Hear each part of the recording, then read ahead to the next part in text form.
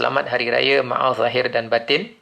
Mudah-mudahan kita semua dalam rahmat dan keberkatan dari Allah Subhanahu Wa Taala dan selamat menyempurnakan puasa 6 Syawal bagi yang belum selesaikan, bagi yang sudah selesaikan tahniah diucapkan. Dan rasanya macam suasana ni macam seolah-olah macam bulan Ramadan pula kita. Rasanya macam seolah-olah macam bulan Ramadan. Untuk kali ini, insya-Allah program kita akan berlangsung lebih kurang selama 29 hari sahaja. 29 hari insya-Allah jika tidak ada aral dan tidak ada halangan. Dan tujuan kita ialah bukan mengkhatamkan Al-Quran, tetapi kita tackle 4 perkara. Dalam tempoh setengah jam ni kita cuba dapatkan semaksimum mungkin 4 perkara. Yang pertama, kita akan bacakan sebahagian ayat Al-Quran. Kita akan bacakan sebahagian ayat Al-Quran.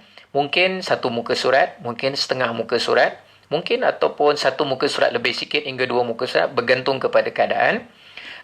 Yang kedua, kita cuba perhatikan apa hukum tajwid yang simple-simple. Tidak terlalu rumit, kita ambil yang mudah-mudah. Untuk tempoh 29 hari ni kita usahakan cari yang mudah-mudah. Tidak membahaskan tinggi-tinggi. Satu, kerana keterbatasan kemampuan saya sendiri untuk menceritakan hal-hal itu, kerana kemampuan saya tidaklah kepakaran khusus dalam bidang Al-Quran. Yang kedua, meraihkan khalayak yang ramai supaya kita dapat faedah walaupun sikit, tetapi mudah-mudahan dapat dipelajari. Itu yang kedua.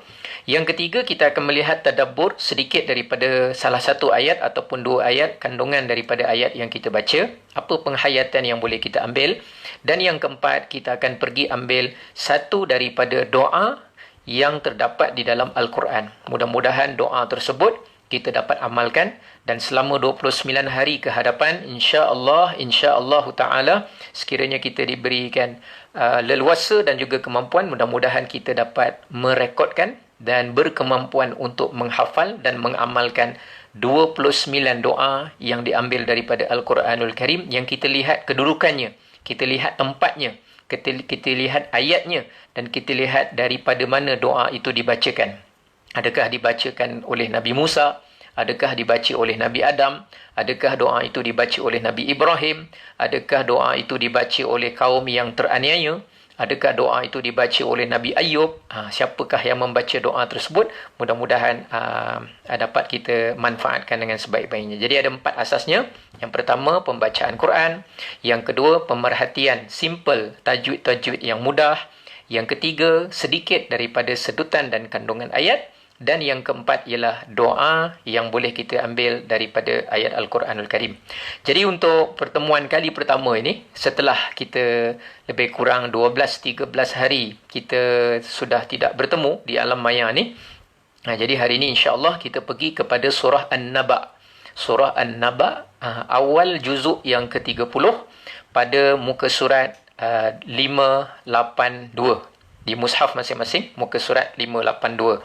Sebelum kita pergi dengan lebih jauh, suara saya didengar dengan jelas ataupun tidak?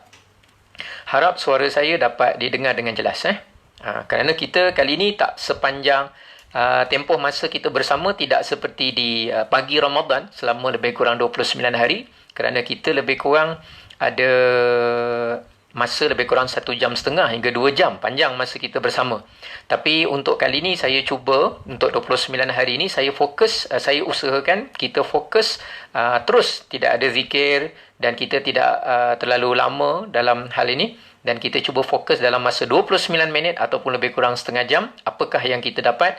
Sekiranya ada kekurangan ataupun ada kelemahan ataupun ada penambahbaikan yang perlu dibuat, mungkin dalam tempoh-tempoh ni kita akan buat sedikit perubahan dan penambah kebaikan, insya-Allah, mudah-mudahan. Apapun, saya ucapkan tahniah kepada semua yang dapat bersama kita di dalam talian. Mudah-mudahan Allah rahmati dan berkati kita, insya-Allah. Baik, sekarang kita tak nak pergi ke sana dan kemari. 4 perkara. Yang pertama, bacaan. Yang kedua, tajwid secara simple. Yang ketiga, kandungan ayat yang boleh kita tadabbur. Dan yang keempat ialah doa yang kita boleh ambil dalam Quran. Dan insya-Allah selepas itu kita boleh bersurai dan masing-masing dengan komitmen dan tugas masing-masing, insya-Allah. Sekarang kita terus pergi kepada muka surat 582, surah An-Naba. 582. Baik, untuk peringkat awal ni, kita baca sama-sama dari ayat 1 sampai ayat 30 dulu. Dari ayat 1 sampai ayat 30. Silakan dari ayat 1 sehingga ayat 30 baca bersama-sama dengan saya. A'udzu billahi minasy syaithanir rajim. Bismillahirrahmanirrahim. Amma yatasaalun 'anil naba'il 'azim. الذي هم فيه مختلفون كلا سيعلمون ثم كلا سيعلمون ألم نجعل الأرض مهادا والجبال أوتادا وخلقناكم أزواجا وجعلنا نومكم سباتا وجعلنا الليل لباسا وجعلنا النهار معاشا وبنينا فوقكم سبعا شدادا وجعلنا سراجا وهاجا وأنزلنا من المعصرات ماء ثجاجا لنخرج به حبا ونباتا وجنات ألفافا إن يوم الفصل كان ميقاتا يوم ينفخ في الصور فتأتون أفواجا وفتحت السماء فكانت أبوابا وسيرت الجبال فكانت سرابا إن جهنم كانت مرصادا للطاغين مآبا لابثين فيها أحقابا لا يذوقون فيها بردا ولا شرابا إلا حميما وغساقا جزاء وفاقا إنهم كانوا لا يرجون حسابا وكذبوا بآياتنا كذابا وكل شيء أحصيناه كتابا فذوقوا فلن نزيدكم إلا عذابا. Baik, kita lihat pada 30 ayat daripada surah An-Naba. Kita dah baca.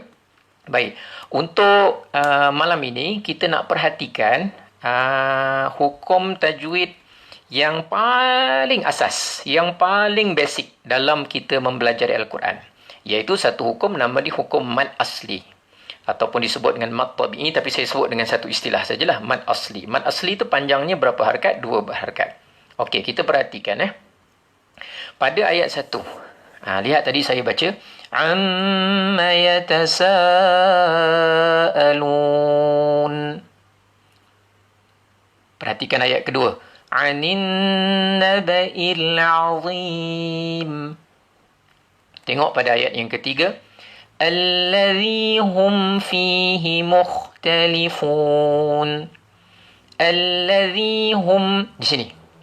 Alladhi hum fihi mukhtalifun.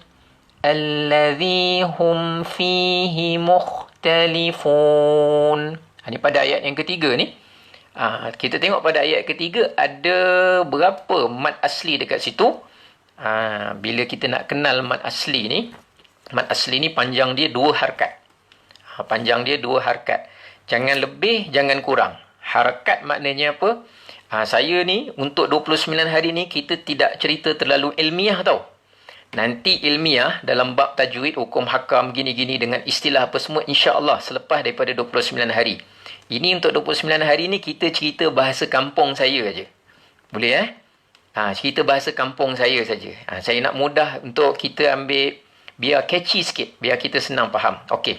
Kalau sebut mad asli, panjang dia 2 harakat. Harakat maknanya gerakan. 1 2 1 2 1 2. Ma fi ku bu. Jadi satu gerakan, 2 gerakan. Satu gerakan, 2 gerakan. Itu maknanya harakat. Okey, asasnya gitu. Yang kedua, kalau 2 harakat, kita pastikan dia mesti 2.0. Ini saya ambil perhatian. Ini bahasa kampung tau, bukan bahasa ilmu ni. Ini kita guna bahasa mudah. Mesti 2.0. Jangan 2.3, jangan 2.4 ataupun 1.9. Okey, pernah tak dengar orang ngaji kalau kat sekolah, Bismillahirrahmanirrahim. Contoh Bismillahirrahmanirrahim. Dia baca gitu. Dia baca Bismillah. Tapi adakah dia tepat dari segi mad asli dia? Okey, kita tengok perkataan ayat Bismillahirrahmanirrahim. Ada berapa mad asli yang kita boleh tackle? Kita boleh perhatikan. Daripada atas Bis, tak ada mad asli. Millahi. Perkataan Allah ni 2 harakat, mad asli. Okey, kenapa dia tak ada alif kecil tu nanti kita cerita kemudian. Saya cerita je mad asli dulu. Bismillah, ni 1. Hirrahma, 2. Nirrahim. Yang ini sebab dia wakaf, dia asal mad asli kemudian jadi mad alif sukun. Nanti lain kita cerita bab lain. Sekarang kita fokus 2 yang mesti kita 2 harakat. Iaitu perkataan Allah, millahi. Kemudian yang kedua, ar-rahmani. Ada 2 Sebab mad aslinya, asas dia mudah. Alif, macam mana bentuk mad asli? Mad asli macam mana bentuk dia? Cuba tengok dekat sini. Pada alif. Saya tunjuk contoh supaya kita lihat pada mushaf kita sendiri, insya-Allah. Okey, kita tengok pada ayat yang ketiga. Kita tengok ayat ini daripada Bismillah, ayat 1, ayat 2, ayat 3. Untuk kita senang Dulu, saya pernah belajar, saya diterangkan, mad asli tu maknanya alif, alif mati sebelumnya baris atas. Kan gitu kan? Alif mati sebelumnya baris atas. Atau wa mati sebelumnya baris depan. Kenapa pula tak keluar dakwah ni? Okey, alif mati sebelumnya baris atas, waw mati sebelumnya baris depan, ya mati sebelumnya baris bawah. Kan macam itu kan? Alif mati sebelumnya baris atas, waw mati sebelumnya baris depan. Jadi kalau ada sini bu, bawau mati depan bu, mad asli. Mim ya mati bawah mi, mad asli. Kaf alif mati di atas ka, mad asli. Kabumi, kabumi. 2 harakat, 2 harakat, 2 harakat. Kabumi. 2 harakat, 2 harakat, 2 harakat. Okey, senang cerita gini. Tapi saya setelah saya belajar berdasarkan kepada resam Osmani, berdasarkan kepada dhabit Al-Quran yang ada di mushaf kita pada saat ini, saya lebih suka bukan alif mati sebelumnya baris atas. Bukan alif mati sebelumnya baris atas. Saya lebih suka guna istilah alif atasnya kosong sebelumnya baris atas. Alif kosong sebelumnya baris atas. Ya kosong sebelumnya baris bawah. Waw kosong sebelumnya baris depan. Inilah. Kita tengok contoh pada ayat 3 tadi. Okey, kita tengok dalam ayat yang ketiga. Perhatikan elok-elok. InsyaAllah kalau kita faham yang ni, nanti kita tepat. InsyaAllah. Okey, kita tengok pada huruf, pada kalimah allazi. Allazi. Tengok allazi, ayat yang ketiga. Allazi, ada ya. Ya. Ya, ada tak mati atas dia? Tak kisahlah, ya tu ada titik ataupun tak ada titik, nanti kita cerita. Sekarang, ya tak ada titik. Okey, ya tak ada titik. Ya tak ada titik. Anggap tak ada titik. Ya, atas dia ada tanda tak? Jawapan dia atas dia kosong. Ya kosong, sebelumnya baris bawah. Saya pakai yang ni lebih senang. Ya kosong, sebelumnya baris bawah. Namanya mat asli ya. Ataupun fihi. Yang kedua pada kalimah fihi, iaitu kalimah fi. Ya kosong, perhatikan kat situ, ya kosong sebelumnya baris bawah. Saya suka guna ya kosong sebelumnya baris bawah. Ataupun saya akan sebut waw kosong sebelumnya baris depan. Waw kosong sebelumnya baris depan. Ataupun saya suka sebut alif kosong sebelumnya baris atas. Alif kosong, waw kosong sebelumnya baris depan. Saya lebih suka sebut begitu supaya memudahkan orang. Bila dia nak baca Quran, dia nampak yang kosong tu yang mana. Sebab yang kosong tu dia boleh agak, itu adalah huruf mat. Okey, kita pindah. Kita lompat. Okey, tengok ayat 9. Ayat 9. Ayat 9, perhatikan pada ayat 9. Apa ayat dia? وَجَعَلْنَا نَوْمَكُمْ سُبَاتًا. Ni, ayat 9 ni. وَجَعَلْنَا نَوْمَكُمْ سُبَاتًا. وَجَعَلْنَا نَوْمَكُمْ سُبَاتًا. Baik. Mana kita nak tengok mat asli?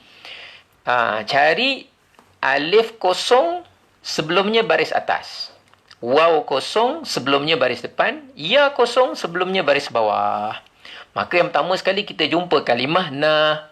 وَجَعَلْنَا. Di sini mat asli. Kenapa? Alif kosong. Saya guna istilah alif kosong. Ustaz, saya tak jumpa pun kat kitab tajwid ada sebut alif kosong. Yang ada hari raya kosong-kosong je ada. Alif kosong tak ada. Kan saya kata, untuk 29 hari ni saya guna istilah-istilah kampung saya. Masuk istilah kampung saya ni istilah mudah dulu. Nanti dari segi ilmiah kemudian kita akan sisipkan sedikit demi sedikit. Sekarang kita faham dia punya bentuk saja dulu. Okey, alif kosong sebelumnya baris atas, waw kosong sebelumnya baris depan. Okey, sekarang kita tengok وَجَعَلْنَا نَوْمَكُمْ سُبَاتًا. Alif kosong sebelumnya baris atas. Ada na. Subata. Perhatikan kalimah ba. Suba. Ba alif. Alif kosong sebelumnya baris atas. Ba alif kosong berbaris atas. Alifnya kosong. Maka saya sebut itu ialah mat asli. Bila panjangnya mesti berapa harakat? 2 harakat. Perhatikan lagi sekali, saya ulang. Kita jangan terlebih daripada 2 harakat ataupun terkurang. Contoh terlebih. Bismillahirrahmanirrahim. Bismillahirrahmanirrahim. Itu 2.7 tu. 2.7, 2.53, 2.4, 2.32. Tapi kalau dia 2 harakat, Bismillahirrahmanirrahim. Bismillahirrahmanirrahim. Waja'alna naumakum subata. Tapi kalau terlebih, waja'alna naumakum subata.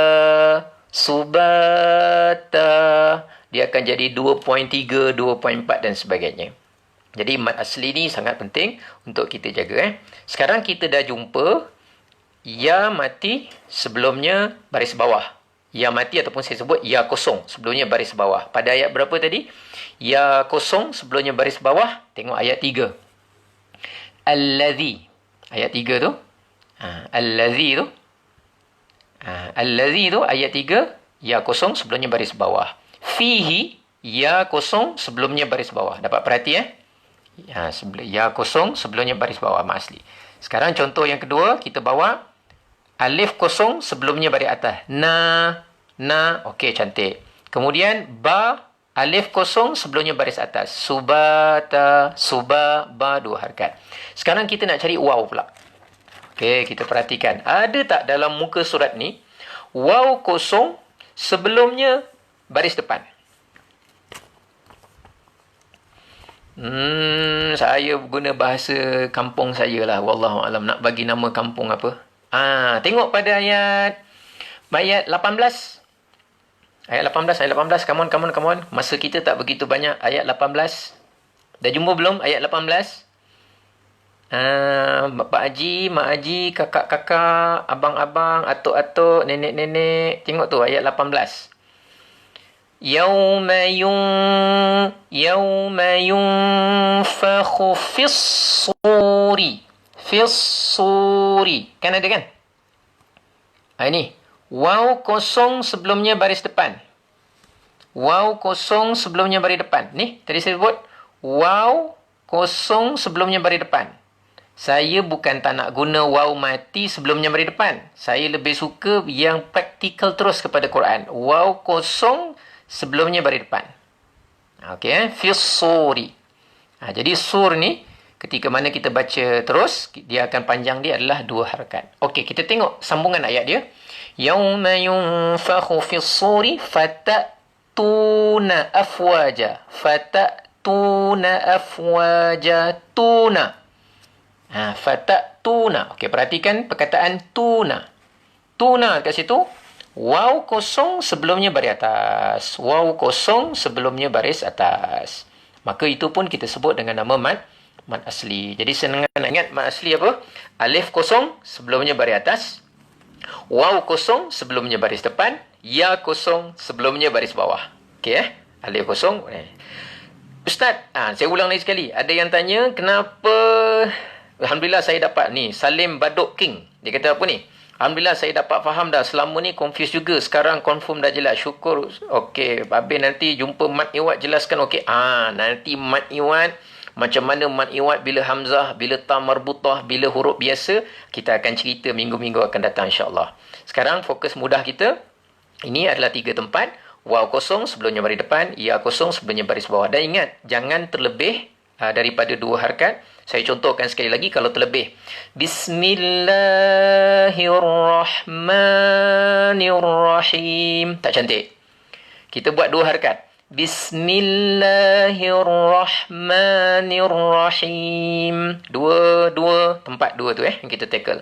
Tapi kalau kurang pun tak kena juga. Bismillahirrahmanirrahim. Bismillahirrahmanirrahim. Dia jadi kurang daripada 2 harakat. Jadi kita pastikan dia 2 harakat. 2 harakat kita akan ukur perbandingannya dengan 1 harakat di tempat lain yang kita bacalah. Kalau ada orang dia baca 1 harakat dengan tahqiq bacaan macam orang Taranum, maka 2 harakat dia agak lebih lama sikit. Yang penting perbandingan dia 1 adalah separuh daripada 2 harakat. Secara umum begitu. Okey, baik. Itu tentang mad asli dan kita pergi kepada ayat yang kita nak ceritakan sikit. Manfaat, kelebihan yang kita boleh pelajari pada malam ini. Lihat pada ayat 14. Lihat pada ayat 14. Allah Subhanahu Wa Taala berfirman. Wa anzalna. Ayat 14. Yang 14 jangan tengok lepas nombor saya dah pesan. Sebab selepas nombor bukan ayat 14. Tengok ni. Selepas ayat nombor. Jadi nombor 1 adalah untuk ayat sebelumnya. Ni ayat 1. Jangan bila tengok ayat 1. Anin naba'il azim ya ayat 1. Bukan. Ini ayat 2. Ini dah ayat 2. Jadi kalau saya sebut ayat 14. Sila perhatikan ayat 14. Tengok nombor 14. Ini ujungnya. Pangkalnya di sini. Dan kami turunkan, iaitu Allah Subhanahu Wa Taala, minal mu'sirati, dan kami turunkan, dan kami iaitu Allah turunkan daripada awan. Itu mu'sirat. Mu'sirat ni maknanya makhluk Allah yang memerahkan. Daripada perkataan bahasa Arab tu asir. Asir maknanya perahan. Mu'sirat yang memerahkan. Jadi awan-awan tu yang memerahkan air. Allah turunkan apa? Ma'an thajjaja, iaitu air. Yang Allah turunkan itu air yang mencurah-curah. Ma'an thajjaja. Jadi salah satu daripada nikmat besar Allah kurniakan kepada kita iaitu nikmat air. Saya sangat menitik beratkan kita mesti mensyukuri nikmat air. Saya nak bagi satu semangat pada kita. Kalau kita wuduk, tahu tak Rasulullah kalau wuduk dalam menggunakan air, dalam hadis tak silap saya riwayat Imam Ibnu Majah kalau tak silap saya, ada seorang sahabat Nabi namanya Sa'ad. Ketika mana dia sedang mengambil wuduk, tiba-tiba Rasulullah tanya kepada dia, kenapa berlaku israf? Israf maknanya boros dalam menggunakan air wuduk. Jadi Sa'ad bertanya kepada Nabi, wahai Rasulullah, adakah ketika nak wuduk buat ibadah pun ada namanya boros-boros? Ataupun membazir, kita sebut boros. Kata Rasulullah, ya, pada penggunaan air untuk wuduk ibadah pun ada namanya menggunakan secara boros. Boros maknanya apa? Sama ada dua, kita menggunakan air berlebihan ataupun kita basuh anggota wuduk kita lebih daripada 3 kali. Jadi kita kalau basuh anggota wuduk kita maksimum 3 kali, tak perlu lebih dan jangan lebih. Dan kemudian menggunakan air itu jangan berlebihan. Kalau boleh, paip tu kita buka sebaik mungkin, tak perlu besar-besar. Kan kita tengok kalau iklan orang wuduk dia buka air macam banyak tu kan. Sebenarnya tak berapa bagus. Kalau kita ukuran dalam beberapa hadis Nabi menunjukkan Rasulullah dia berwuduk dengan lebih kurang kadar 1 mud air, ataupun dalam istilah moden lebih kurang bukan tepat, lebih kurang 700 ml. Ada botol mineral kan yang 500 ml ataupun 650 ke, saya tak tahu berapa tu. Jadi kalau kita wuduk tu, itulah wuduk Rasulullah, kadar air lebih kurang Nabi guna, kita letaklah katalah 700 ml. 700 ml itu wuduknya. Lepas tu kadang-kadang saya cuba latih anak-anak saya. Terutama saya ingat anak saya nombor 3 tu, nama Sofia, perempuan. Saya cakap dengan dia, buka air sinki, jangan buka besar-besar. Buka sikit-sikit saja. Sebab air dia buka besar, dia basuh tangan. Bukan keseluruhan air diguna untuk basuh tangan. Tapi kalau dia buka sikit, basuhan tu lebih praktikal dan lebih membersihkan. Jadi gosokkan tu yang penting dan kemudian bilas dengan betul. Tapi air jangan dibuka besar-besar. Sebab air ni salah satu daripada nikmat Allah. Sehingga Rasulullah kata jangan membazir dalam bab wuduk. Jangan israf, boros dalam wuduk. Sehingga ditanya, wahai Rasulullah, adakah dalam bab wuduk untuk ibadah pun dikira sebagai boros menggunakan air? Kata Rasulullah, ya. Walaupun kamu berwuduk di sungai yang mengalir. Walaupun sungai, air dah banyak. Dia bukan soal saya bayar ke, bil saya mampu bayar. Dia bukan soal bil. Dia soal bagaimana kita menggunakan nikmat Allah dengan cara yang betul. Sehingga ada ulama, dia menyatakan bahawa beza antara boros dengan membazir. Boros ni, kita guna, benda tu perlu, tetapi berlebihan. Kalau membazir, benda tu tak perlu, tapi kita buat. Ada ulama membezakan. Kalau boros macam mana, benda tu kita perlu. Cuma bila kita buat, dia berlebih-lebihan. Itu namanya boros. Tapi kalau benda tu tak perlu, tapi kita buat juga, itu nama dia membazir. Contoh, air tu tak perlu pun kita tak perlu air tu untuk basuh apa-apa, tapi buka paip biar saja. Itu nama dia membazir. Benda tak perlu buat macam tu, tapi dibuat. Nikmat Allah tu dibuat begitu, membazir. Tapi kalau wuduk kan perlu. Tetapi walaupun kita perlu, tapi kita sebenarnya perlu sekadar yang begini. Contohnya kalau kita ikut Rasulullah, kita katalah 700 ml. Sekadar itu je perlu. Tapi kita berlebih-lebihan. Sampai 1 liter, sampai banyak-banyak, sampai air digunakan. Jadi kita perlu, tetapi berlebihan. Jadi ada sebahagian ulama mengatakan itu namanya boros. Walaupun dalam urusan beribadah.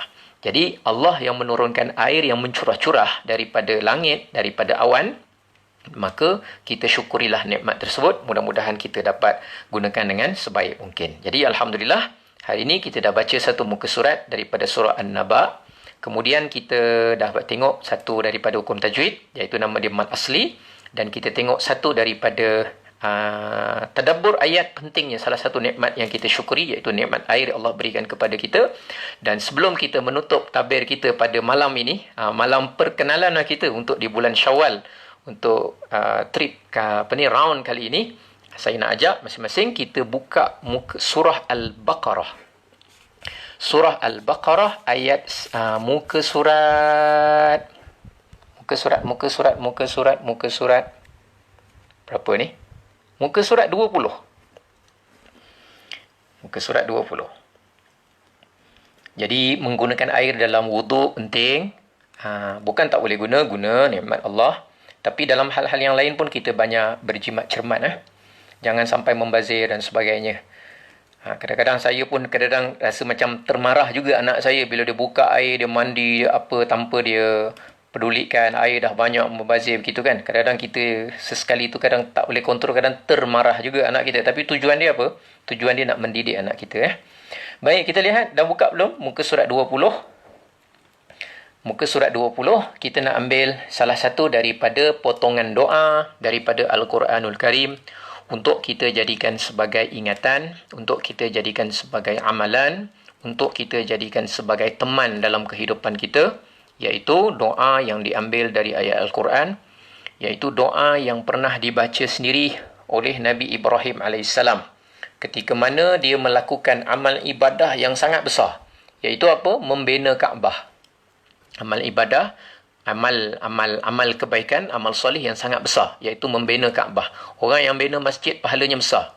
Orang yang walaupun sedekah ke masjid untuk pembinaan masjid, pahala dia besar. Apalagi Nabi Ibrahim. Lihat pada ayat 127 atas sekali. Wa idh yarfa'u Ibrahimul qawa'ida minal bait. Ingatlah ketika Nabi Ibrahim meninggikan asas Baitullah bersama Nabi Ismail. Wa Ismailu, apa doa mereka? Selesai saja ibadah, selesai buat amal soleh, selesai tolong orang, selesai apa? Yang mustahak sekali apa? Rabbana taqabbal minna. Lihat tu ayat tak sekali tu. Rabbana taqabbal minna innaka antas sami'ul alim. Wahai Tuhan kami, terimalah daripada kami. Jadi terimalah amalan daripada kami, itu maknanya amalan kami. Innaka antas sami'ul alim. Sesungguhnya engkau maha mendengar lagi maha mengetahui. Sebab mustahak sekali ialah penerimaan Allah terhadap amal soleh yang kita laksanakan. Hari tu, ingat tak masa sebelum kita Syawal, ada sekali tazkirah Jumaat yang kita buat live dia dari surau PTP. Ada 3 syarat asas amalan diterima. Yang pertama, mesti akidahnya sahih, mesti orang Islam, mesti ahli sunnah wal jamaah. Yang kedua, mesti mengikut syarak apa yang kita buat. Yang ketiga, mesti ikhlas semata-mata kerana Allah. Jadi Nabi Ibrahim agamanya Islam, Nabi Ismail agamanya Islam. Dan dia membina kerana menjalankan perintah Allah, mengikut syariat. Dan yang ketiga, mereka ikhlas semata-mata kerana Allah. Tetapi mereka berdoa, Rabbana taqabbal minna innaka antas sami'ul alim. Jadi hafalkan doa tu, doa ni pendek saja. Rabbana taqabbal minna innaka antas sami'ul alim. Jadi semua rakan-rakan yang berada di dalam talian, saya wallahu alam, nanti tolong tinggalkan komen. Masa kita tak begitu banyak, lebih kurang 30 ataupun 35 minit. Mungkin saya termungkiri janji kerana janji kita 29 minit. Nanti tolong tinggalkan komen. Apakah masa mencukupi atau perlu lebih sikit? Ataupun agak berebut sangat? Ataupun macam mana? Nanti tinggalkan komen. Kita akan cuba nilai semula mana yang paling terbaik untuk kita tidak terlalu panjang tajwid, tidak terlalu panjang baca Quran, tetapi kita nak cuba merangkumi 4 perkara. Apa tadi yang pertama? Dapat bacakan sebahagian ayat Al-Quran. Yang kedua, memerhatikan hukum tajwid secara tulisan yang mudah dipaham. Bukan secara ilmiah sangat, secara santai saja, mudah faham. Bahasa mudah lah. Ataupun cakap lah, bahasa kampung saya lah. Tak kisah. Yang ketiga, apa intisari sebahagian daripada kandungan ayat. Dan yang keempat, ialah doa di dalam mana-mana ayat Al-Quran yang boleh kita jadikan panduan dan teman dalam bacaan kita seharian. Rabbana taqabbal minna innaka antas sami'ul alim. Apakah masa tak cukup, suara kurang jelas dan sebagainya, sila tinggalkan komen dan tolong share lillahi ta'ala. Mudah-mudahan insya-Allah dalam sepanjang 29 hari ini kita akan dapat manfaat dan juga kebaikan insya-Allah. Jadi saya ucapkan ribuan terima kasih. Jazakumullahu khairan katsira. Barakallahu fikum. Saya ucapkan ribuan terima kasih atas perhatian. Ada yang share, ada yang tolong beritahu, ada yang tolong iklankan, ada yang sampaikan. Saya tolong doakan saya juga. Mudah-mudahan hati saya niat ikhlas semata-mata kerana Allah, bukan kerana yang nombor 2, nombor 3, nombor 4, nombor 5 dan sebagainya. Dan mudah-mudahan kita pun juga insya-Allah sebagaimana saya pernah kongsikan sebelum ini, ikhlas bukan sekadar syarat diterima amal, tetapi menjadi prasyarat penting bagaimana apa yang kita sampaikan tu dari hati sampai ke hati dan mudah untuk diamalkan. Kenapa kita dapat ilmu ulama' dulu kita dipermudahkan untuk beramal dengannya? Saya kuat sangkaan. Ulama' dulu ketika menyampaikan ilmu kepada kita, kebanyakan guru-guru kami dulu ikhlas semata-mata kerana Allah. Jadi capaian dia ke hati kita tu sangat kuat.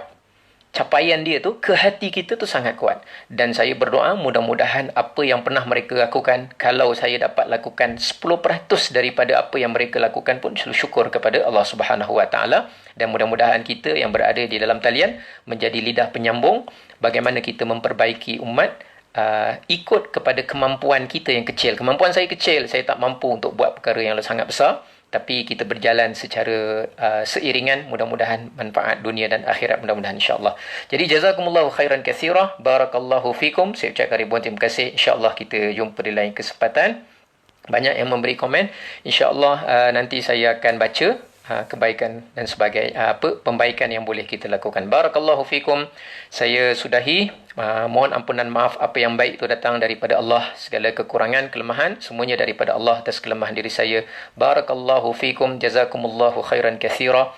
Tolong sampaikan yang lain sebab kita akan berterusan selama 29 hari merangkumi 4 perkara. 29 hari merangkumi 4 perkara, 9 malam. InsyaAllah. Baca Quran, tajwid, tadabbur, doa. Baca Quran, tajwid, tadabbur, doa. Ingat sajalah. BTTD. BTTD. Baca Quran, tajwid, tadabbur dan doa secara simple dan tidak terlalu ilmiah dengan istilah. InsyaAllah. Barakallahu fikum. Apa yang baik itu datang dari Allah. Segala kekurangan, kelemahan daripada Allah juga atas kelemah diri saya. Wa sallallahu ala sayyidina Muhammad wa ala alihi wa sahbihi wa baraka wa sallam. Walhamdulillahi rabbil alamin. Wabillahi taufiq wal hidayah. Wassalamu alaikum warahmatullahi wabarakatuh.